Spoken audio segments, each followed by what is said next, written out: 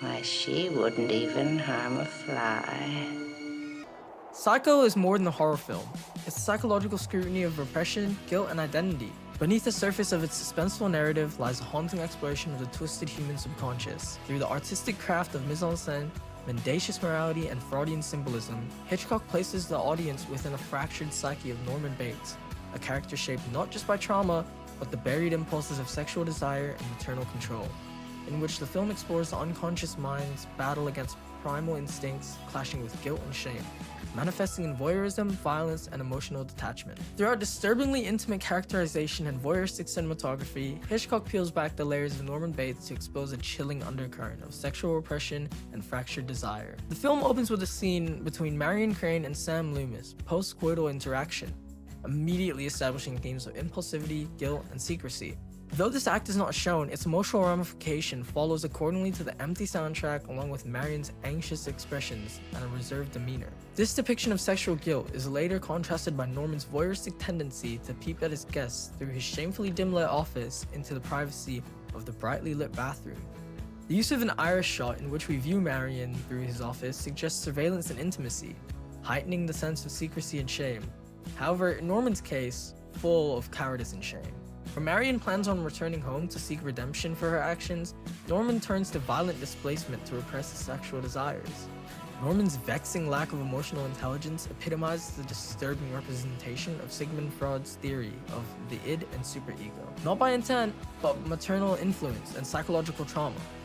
The id, driven by primitive desires, urges Norman toward voyeurism and sexual attraction toward Marion, while the superego instilled through his overbearing mother manifests as punishment and violence against those desires. This dynamic creates a chilling contradiction. Norman doesn't confront his feelings, he suppresses them until they project through his mother's persona. This empowerment behind Norman's animalistic behaviors seen through the biopsychosocial lens reveals psychological damage caused by early maternal trauma and emotional neglect. Norman's mother's poor parenting led to a broken child. The mental grooming his mother left him with created a sense of protection or security whenever Norman's subconscious murdered. This internalism is subtly conveyed through Norman's character direction in his unsettling placidity after Marion's murder. His mechanical actions and lack of visible distress imply this behavior is routine, telling the audience that Norman is used to this bizarre subconscious subduing, allowing the superego to punish objects of desire. This fractured depressional state is also captured back when he spoke to Marion in his office. Norman rarely expresses his true emotions unless it's about his mother.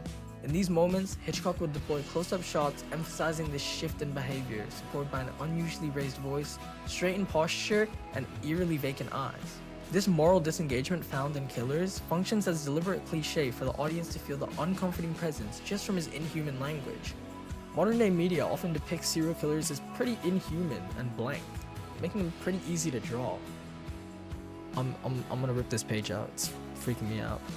Hitchcock's performance direction of this Peter Pan figure, through heavy dialogue, detailed character direction, and cinematography, crafts Norman to be more than an antagonist, rather a vessel of repression summoned by trauma and internal desires.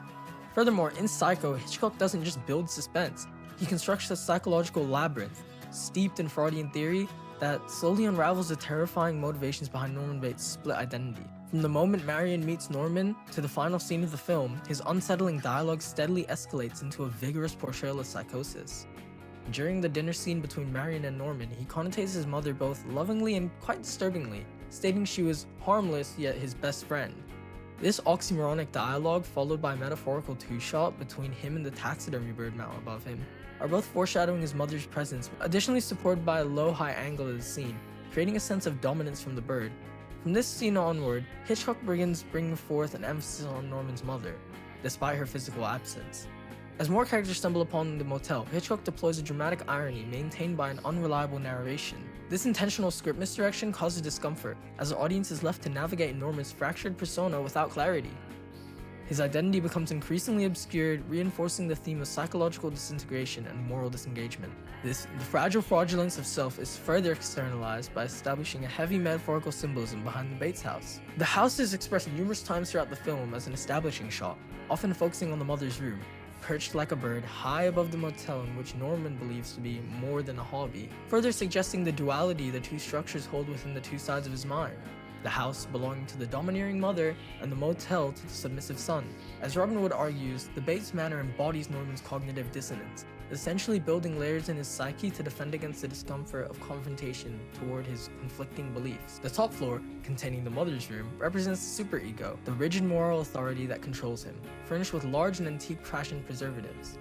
The ground floor, where Norman holds his surface emotions, social abilities, and the most orderly of performances, reflects the ego, his conscious self and public persona.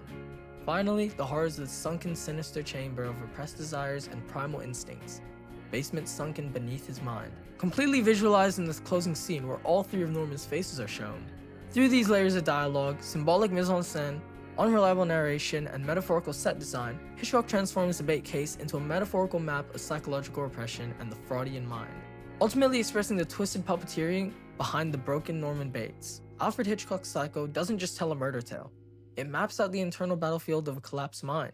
Through deliberate framing, suggestive symbolism, and a deep understanding of psychological theory, Norman Bates becomes a shattered vessel for repression, actions driven not by malice, but by a desperate cry against forbidden desire.